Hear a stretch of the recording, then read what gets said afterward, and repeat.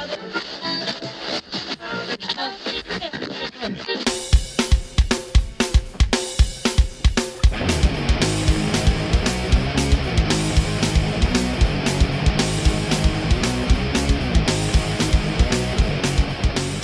VC, it's Frank, and welcome to the debut episode of Vinyl Edition.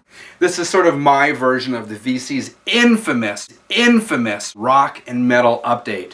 I'm just going to show you some of my recent vinyl purchases. So recently I was in a honey hole doing some flipping through the crates, and I came across a series of metal albums for an awesome price, and that's what I'm going to show you here.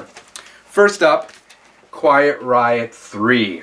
So not Quiet Riot's most popular album, but nonetheless, I hadn't heard this in years and I really needed it for my collection. It does have some great tracks on here, you know, like Main Attraction and The Wild and the Young. This is a Canadian pressing. Labels right there. And these records I'm going to show you, I got them for $4 and they're all very good plus or better. So I could not say no, and I was really happy to add this one to my collection, Quiet Riot 3. So I kept flipping through the crate to see what else was there. And you know the feeling, you start getting excited, you're wondering what's next, you feel like you're onto a good thing. What I pulled up next was Judas Priest's Ram It Down. Canadian pressing again. Again, not Priest's best album, and I do own, I'm a huge Priest fan, and I do have this one in my collection already, but for the price, again, $4, I couldn't say no. There was some damage right there to the jacket, and the record itself had, it's a little bit of mold or something, but I put it through the spin clean a couple times. Now it plays awesome, so I'm happy to have this one again. Get have a couple copies, potential trade material at some point, but for now I'm happy to have it in the collection. So I'm flipping some more, and what do I come across? Good Canadian hard rock act from the 80s. Helix, Wild in the Streets. Again, $4. Very good plus condition. If not better, the vinyl is really nice. And, you know, I like Helix. I have most of their albums in my collection. I didn't have this one, so I grabbed it and stuck it into my pile. I'm super happy to have it. So, you know, I'm convinced it was some old metalhead who dumped off his collection, because there's too many of these sorts of titles in there. Because the next one I pulled out was Ratt, Dancing Undercover. Again, a solid album. It had Dance, Slip of the Lip, Body Talk. Again, condition was excellent, very good plus, and I was really happy to have this in my collection. It completes my Ratt collection. So I was still going through the bin when I came across a soundtrack, and I hadn't thought about this movie for the longest time. It was Wes Craven's Shocker. They just have the inner sleeve stuck in the back of the outer sleeve. And this was a radio station edition. It's got the punch hole right there. And it was actually, believe it or not, a CBC album, Canadian Broadcasting Corporation. There's the label. I'm not sure what they were doing with a metal album in their archives. But this is a soundtrack, and it's almost sort of, it's an all-star album. The theme song, for example, Shocker, was written by Desmond Child, and on vocals it's got Paul Stanley. Iggy Pop is on here.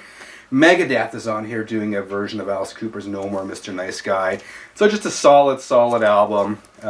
Great price, great condition. I was happy to have it. Then things got interesting. I'll show you this first, and then I'll explain what it is. Motley Crue's debut, Too Fast for Love. You notice the logo there? It's a bit different. So the story behind this album is Motley Crue originally recorded and released it on their own leather records as an independent. Elektra Records picked them up and remixed the album, changed the logo, changed some of the artwork on here as well. So no, this is not the leather version. It would have been awesome if I found the leather version for the price I paid. This is actually the first Canadian pressing. So when Motley was signed by Elektra, the record label immediately wanted to send them on tour. Said, go to Canada in the dead of winter, why not?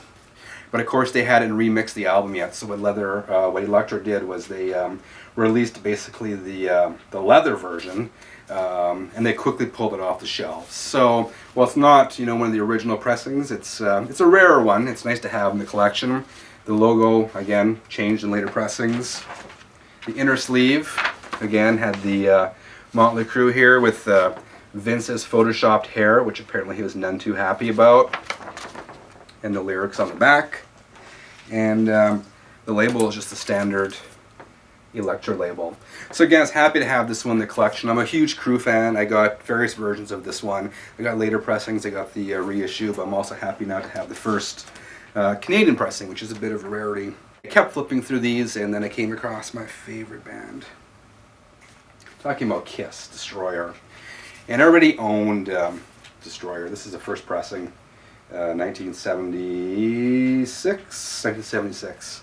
But what was really cool about this one is the spine had not yet been broken. I'm not going to open the record any more than this, because it's never been opened more than this. It kind of stops right there, and I don't want to be the first one to do that. But the Canadian edition was a gatefold. You had the Shout It Out Loud, Kiss Army, and the Kiss logo over there. So again, I was super happy to get this one. You know, the cover is in very good plus condition. There's minimal, if no, ring wear on there. I'll show you the label as well. Just looking at this record in the light now, honestly there's no scratches, there's nothing on it. Looks like it's been played maybe once. Of course it's the original Casablanca labels there. So super happy to get that. And finally, I was flipping, and I came across this one. Again, it's Kiss. I already had this one in my collection, but obviously it came from the same guy who had Destroyer, because again the spine had never been broken. Without forcing it, and I don't want to, I can't open the gatefold up any more than this. I already own the originals, probably have a couple copies of it, but I've never seen one in such good condition. It's 3 records. It's basically a compilation of their first 3 albums. And it's really common for this record to get ring wear on the front and back, just with all that vinyl in there. This one has minimal ring wear. Originally it came with sort of some trading cards and a Kiss Army sticker. This one didn't have that in there, but it did come with the original booklet. And again, this is just in fantastic condition. No bent corners. The pages are crisp, and it's just great. And again, the records, for the price, is a steal. I probably paid less than half of what this thing is actually worth. But this is again the Canadian pressing. Each record has a different color label on it. And again, I don't want to say the vinyl's flawless, but it's just an immaculate condition. So that was an awesome day of digging. I haven't been that happy for such a long time. I just wanted to share that with all of you out there. So I appreciate you watching. If you have any comments, please feel free. Likes and shares are always appreciated. VC, thanks for taking the time to watch this. And if you have a moment, check out some of my other videos on this page, on this channel. Thanks again. Talk to you soon.